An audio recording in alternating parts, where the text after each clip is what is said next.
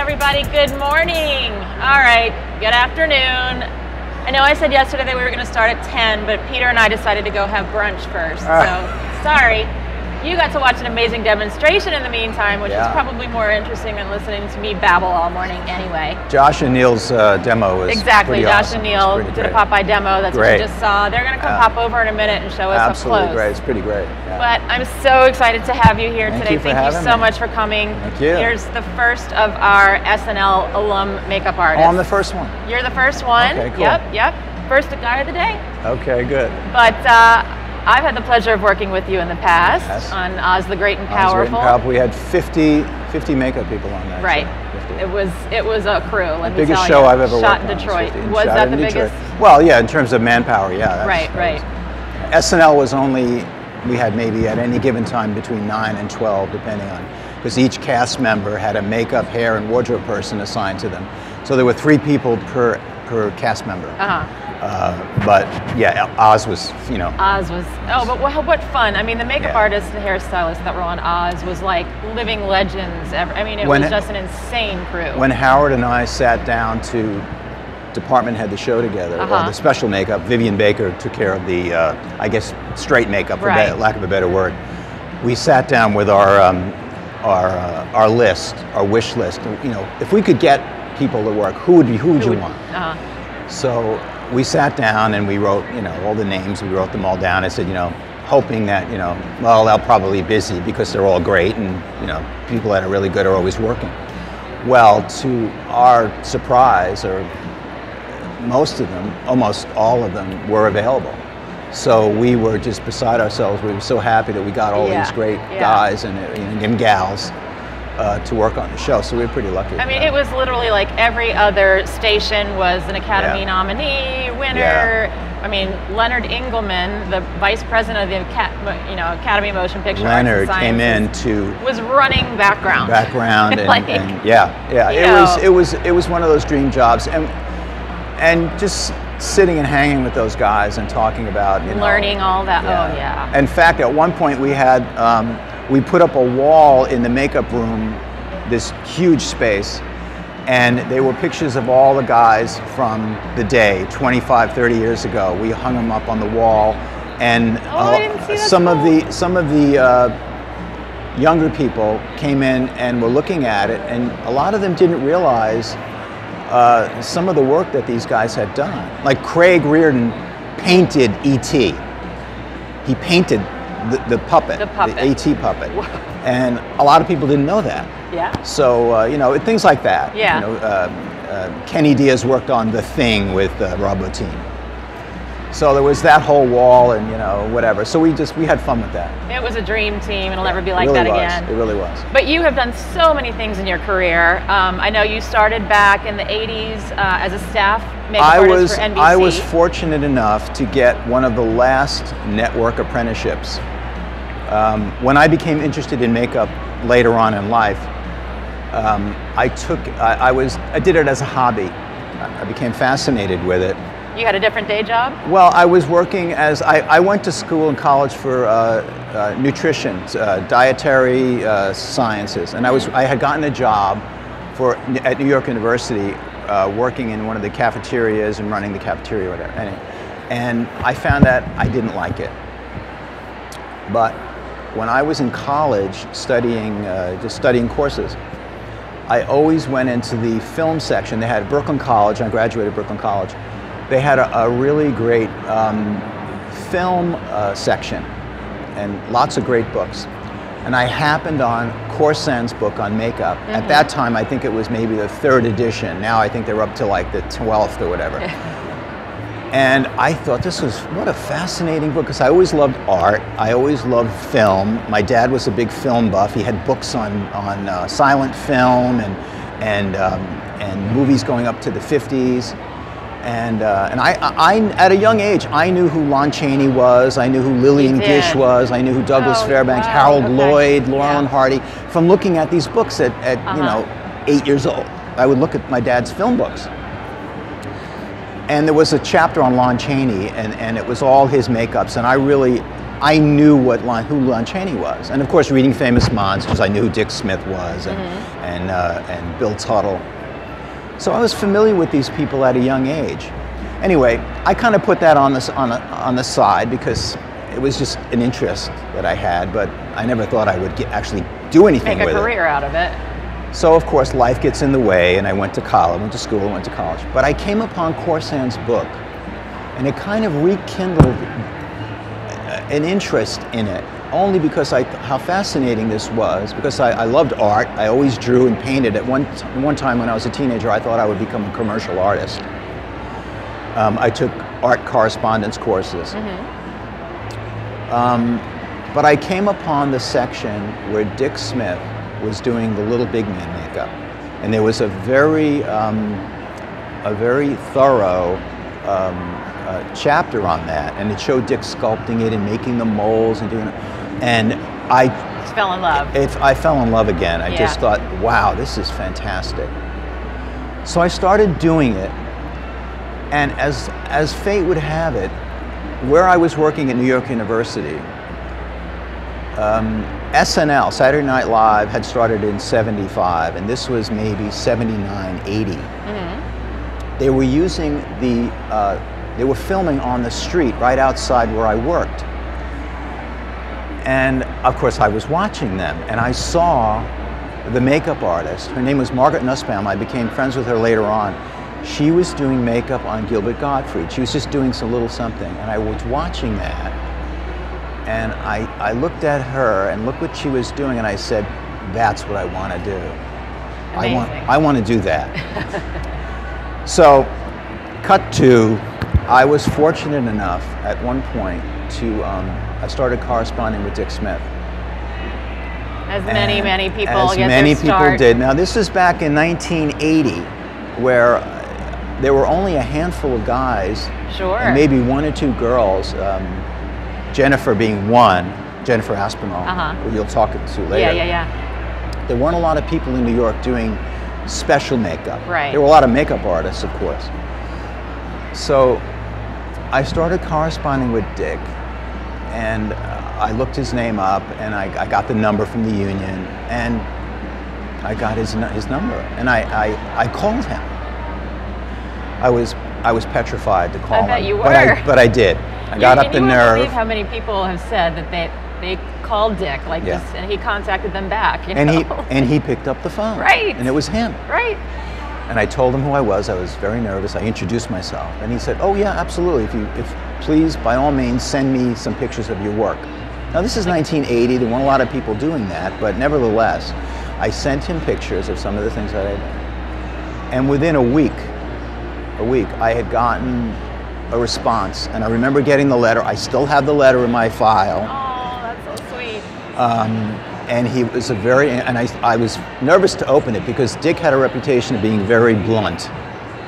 If he thought you had talent, he was encouraging, but if he thought that maybe you should try something else, he'd tell you. He'd tell you. No kidding. And in talking with him later in life about it, he said, you know, I just didn't want to waste, I didn't want people to waste their time. That makes sense. I wanted to be as upfront about it. He's just that's the kind of person he was. Yeah. But obviously he told you but he very liked supportive. What you did. He did, and that was all I needed to hear. Those words of encouragement were very important to me. Anyway, I started corresponding with him. He sent me so much information. It was a big eye-opener to me, having all this information.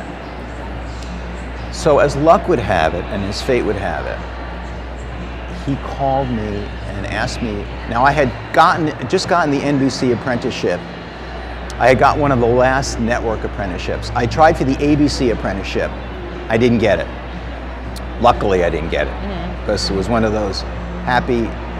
At the time, I didn't see it as a positive. I was very bummed out that I didn't get it. But and an apprenticeship back in the day for NBC was they'd take you under their wing and basically teach you all the networks, skills you need to know. Yeah, all the networks, CBS, ABC, and NBC, all had 18-month apprenticeships. They were very difficult to get into because they usually offered it to employees. But no one in my family or friends worked for any of these networks. They just didn't.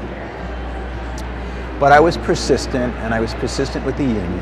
and I managed to get, Dick put a few recommendations in for me. He mentioned, you know, this guy's pretty good. Now Kevin Haney was still an apprenticeship. He's still serving his apprenticeship. So I got the network apprenticeship, got one of the last network apprenticeships. And I started working there, and one of the shows, of course, that I had to do was Saturday Night Live. That you had to do. Oh, well, I had to, and I also had to do the news. I had all the lousy calls that no one would take because I was low man on the totem pole. But Bobby Armstrong and Lee Bagan was the department head, were extremely gracious to me when I first started. They really opened the door for me in their hearts for me to start working there. They were very gracious. Lee was, he was very, anytime you need to use my office, if you want to sit in my office or whatever. I mean, this is the department. They didn't know me from a hole in the wall. But he was really gracious, and Bobby was really supportive, and everyone that worked there was very supportive to me. And Sadie Hall, who used to work with Dick Smith, was really very, very supportive, and she hired me. Yeah. She said, if Dick thinks you're good, then I'll hire you. So she was tremendous. And she said, when Kevin finishes his apprenticeship, you know, see if I can get you the next apprenticeship. And she did. She was true to her word. Anyway. Well, you moved up pretty quickly from the apprenticeship. Well, I did well, you had to. You had to work all the shows in the building. I did the news, I did the Today Show, I did Letterman. Letterman was at NBC at the time. In fact, I think he had the afternoon show at that time. Oh, back then maybe, yeah. It was an afternoon show. But that's how I started. I started at NBC. I did soap operas. So I wasn't just doing like effects things work, or you know, prosthetic stuff. Yeah. You had to know how to do makeup. Right. Hair work, beauty makeups. Soap operas, you do. That's all you do is beauty makeups. Great training ground. But the fact that I could do character things was perfect to do for working on Saturday Night Live. Right. And you eventually worked on their 8 seasons, and you took over as head of the department. I started in '81 with Kevin, helping Kevin out, you know, whenever I could, and seeing how the system worked, how the show was run. Little did I know that I would eventually inherit it in '84. But Kevin was, I learned a lot from working with Kevin. He's tremendous. Yes. And in '84, Kevin left because his apprenticeship was up, and he was destined to do greater things in SNL. So they offered me the position, and I had some big shoes to follow. Bet you did. It was a tough act to follow. Well, Carl Fullerton, who worked on SNL. Of course. John Caglione, Michael Thomas, Kevin Haney. And these were all, you know, these are big guys. And it was like our crew in Oz. Exactly.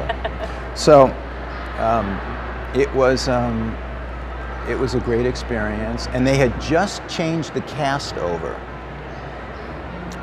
So now there was a new cast of people. Dick Ebersol was the producer. Lorne had left several years before that. Right, after a little while he left and came back. Gene Dumanian came in for 1 season. That's when Eddie Murphy was there and Joe Piscopo. Eddie wasn't even a cast member. He was a featured player when I started. No shit. Yeah. They made him a cast member later on, but he was just a featured player.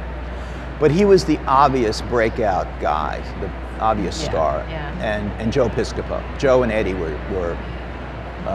they were doing a lot of the character work, and of course Kevin hooked up with Joe and did some amazing stuff. Well, in '84, there was a new cast of people, mostly new cast. Billy Crystal, Christopher Guest, Marty Short, Harry Shearer, Rich Hall, Pamela Stevenson, Julie Louis-Dreyfus, Gary Kroger, and I think Jim Belushi came in. Pam Stevenson was a British girl who had done character work. Now Marty had come from Second City, so Marty was a big makeup hound. He loved makeup. And Billy and Chris also were were big character guys. Uh-huh. So now I knew these guys I knew Billy from Soap, and you know, I knew he was a really terrific comedian. Chris I wasn't that familiar with, but and Marty I knew from SCTV. Well, let's go back to Billy for a minute, because I know later on in your career, you worked with him quite a bit off of SNL with specials that he's done, stuff like that. Well, that's where I met. That's where I met Billy. You met him there, and then I know you brought some pictures of stuff you've done on him for SNL. I would love to get to those too. But sure. And how lucky that, you know, not lucky, but how much he must admire you to take you as the one makeup artist with him to do all these we started. specials. We had a lot of things in common. He was from Long Beach. I was from Brooklyn. We had a lot of things in common once we started to talk about things. And you're still friends to this day. Oh yeah, well I've known Billy 30 years, and he's been a gift to me in my life. He's been tremendous.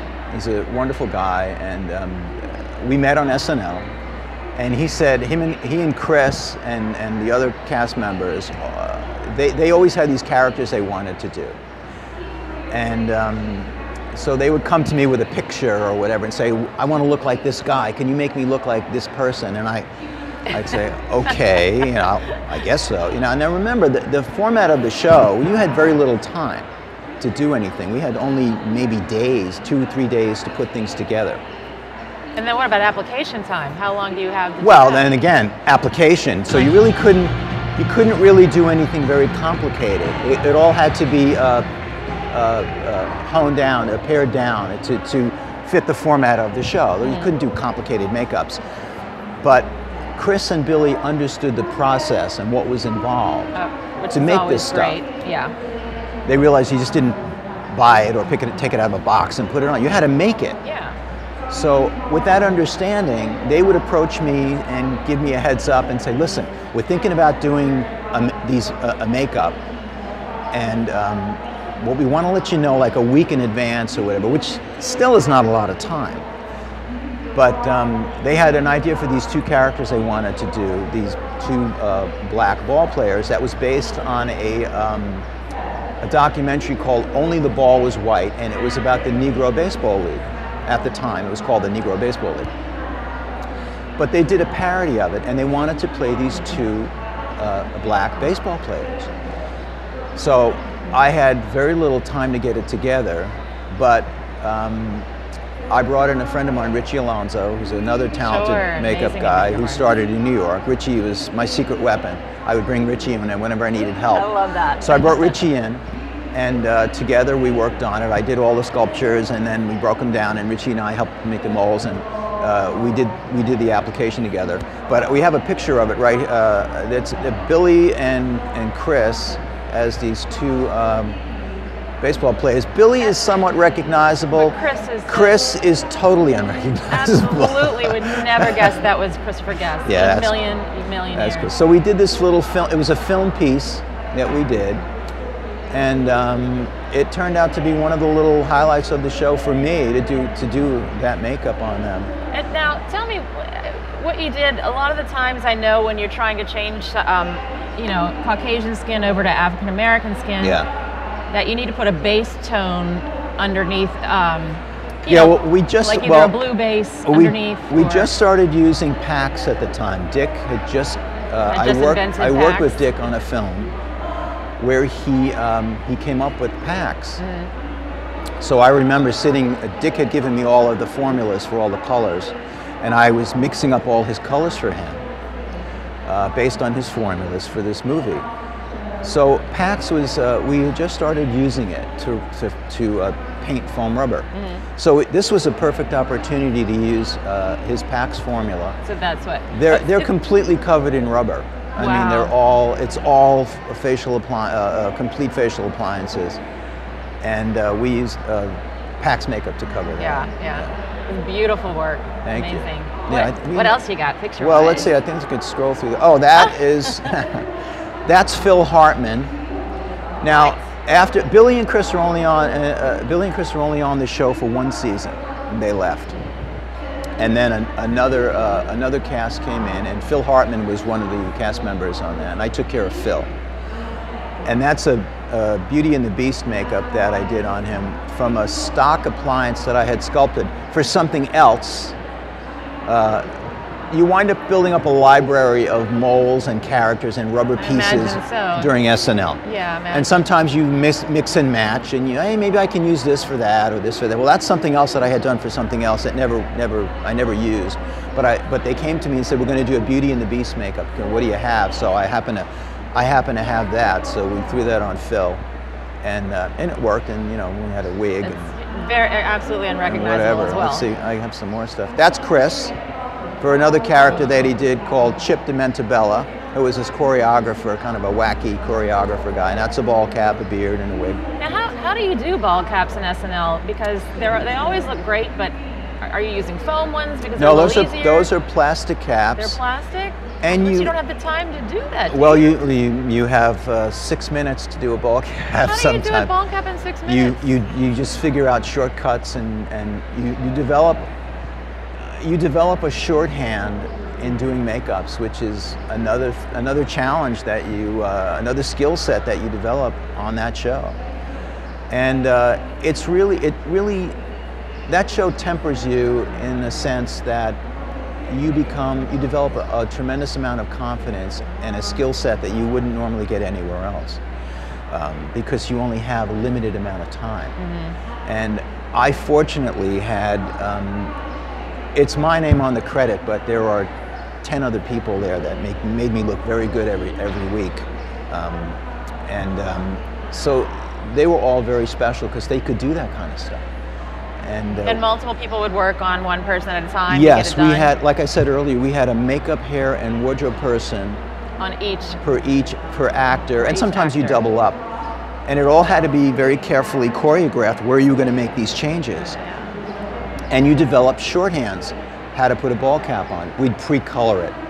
We'd only put the front. We'd only be worried about the front, not the back so much. And beards, we used. Sometimes we do double stick tape.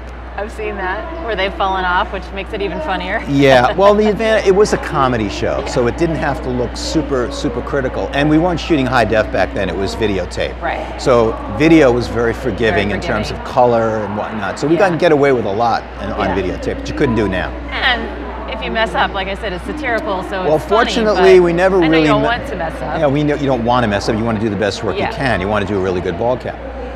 So you learn how to do things in a short amount of time. And the other challenge was we do 2 shows. We do a dress rehearsal, and then we do the air show. On the same day? On the same day. So they would bring an audience in, and they'd shoot it to time, just like they were doing the show, so they could see what worked and what didn't work. And this way, for the air show, they would change sketches around, they would change the order. If a sketch wasn't funny, they'd cut it. So they would make whatever changes they need to make. The problem with that was, for the air show, for the dress rehearsal, you had 12 minutes or 15 minutes to do a makeup, which was an eternity. If you had more than 10 minutes or 15 minutes to do makeup, you had a lot of time. That's a lot of time.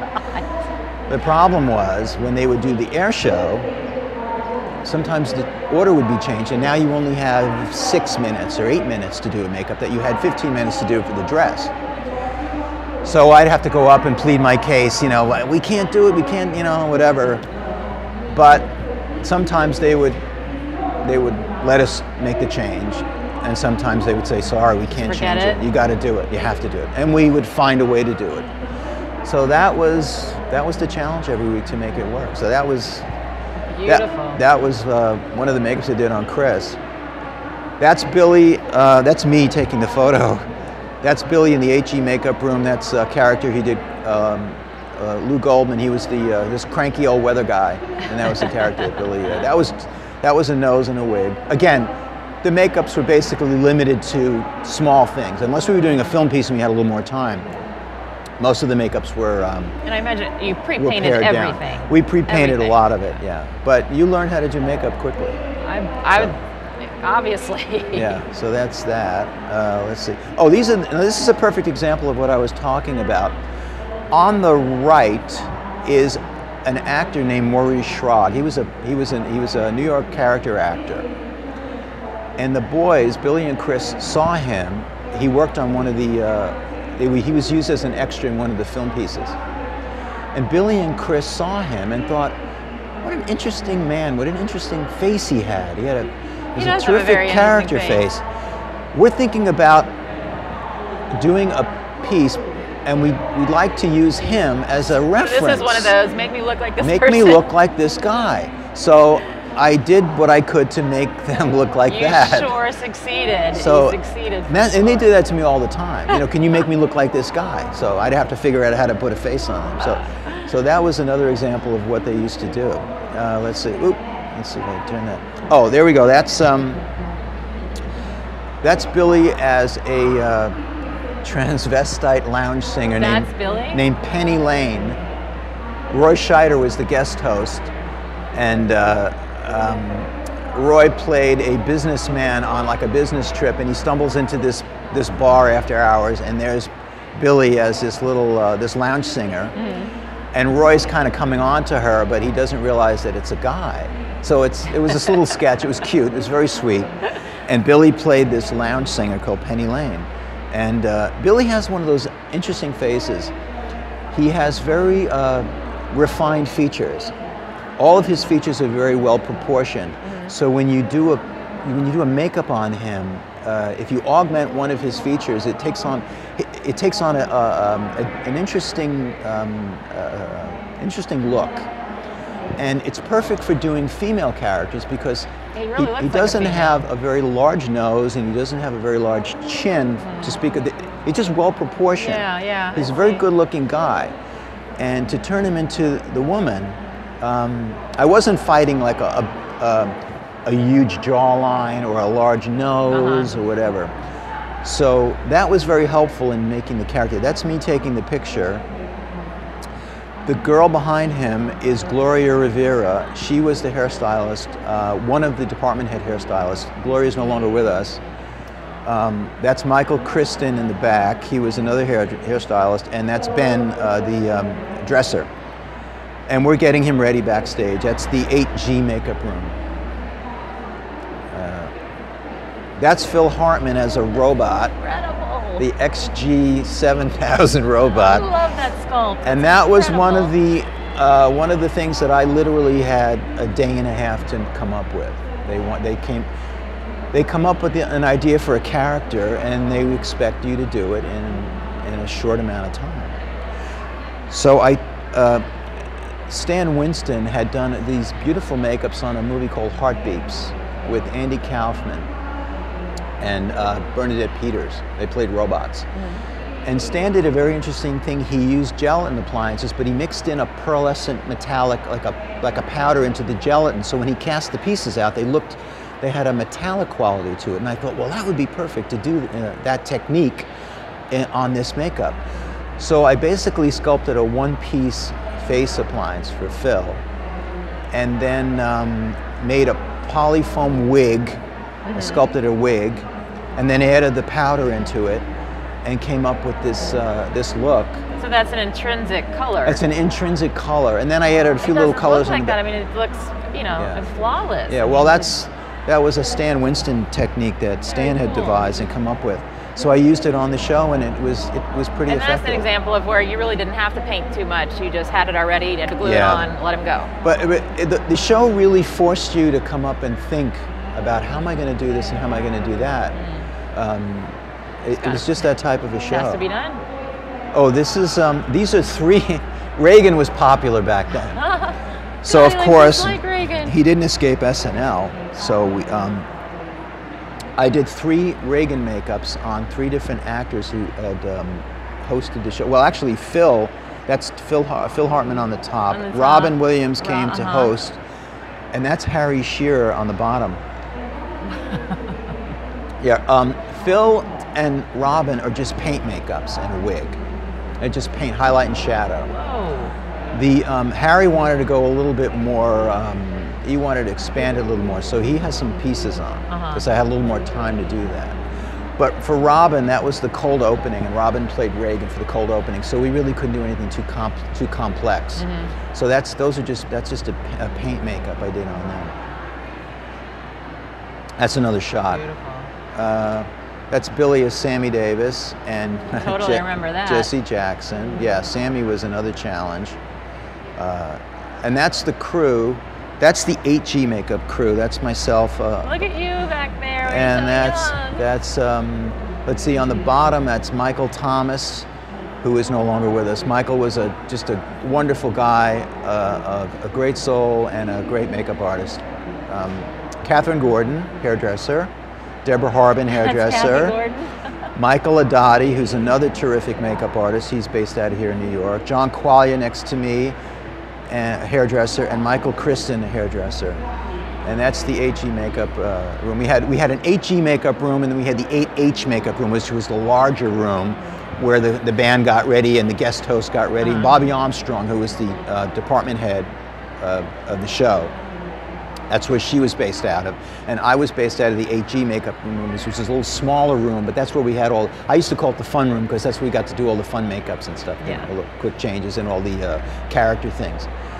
But these guys, Michael and Michael Thomas, Michael Adati, and all these other people were just so amazing to work with, and they what a family I bet you guys they were became. Great. They were all great. They just did such a fantastic job. And something like that, I mean, you have to help each other out. You can't, you know, there can't be Yeah, you know what? Like I said earlier, like you know, it's my name on the credit, but these guys really get the credit for doing it, for doing all the work. I mean, they just did everything so great. I'm getting this signal that we're running out of time, but do you have a couple more photos? Gumby, let's see, Joe Franklin. Gumby. Yeah, just all kinds of characters. Billy as a little wrestler called Little Caesar. Alex Karras as Captain Lou Albano. The Minkmans, based on the other characters that we talked about. Yeah. So yeah, it was an amazing experience and a life-changing one. Your creative juices must have just been so fulfilled. Yeah, it was tremendous working on it. A couple other things I just want to let the audience know is that, of course, you've been nominated for an Academy Award for Hitchcock. Yes. Which was such a with beautiful Howard makeup. Berger. What's that? With Howard Berger. Yes, with Howard. Yes. Howard Berger. Yeah. Gorgeous makeup. Thank you. On Anthony Hopkins. Thank you. And congratulations to you for Dallas Buyers Club. Thank you. You're also a very active member of the Motion Picture Academy. I'm a member and on the Academy member, and I'm also on the board, the governing board. Yeah. That's right. Yeah. And you have a couple things coming up. The Comedians, which just aired on Fox. The Comedians with Billy Crystal again and Josh Gad. That just aired this past Thursday. Still working with Billy, 30 years. It just aired on FX Network, and I'm currently working on Ray Donovan for Showtime. Excellent. Peter, thank you so much for having me. And for the pictures. This was just pleasure. A dream. Thank you. I look up to you like you can't believe. It's such an honor to talk with you. It's a pleasure. Thank you for having me.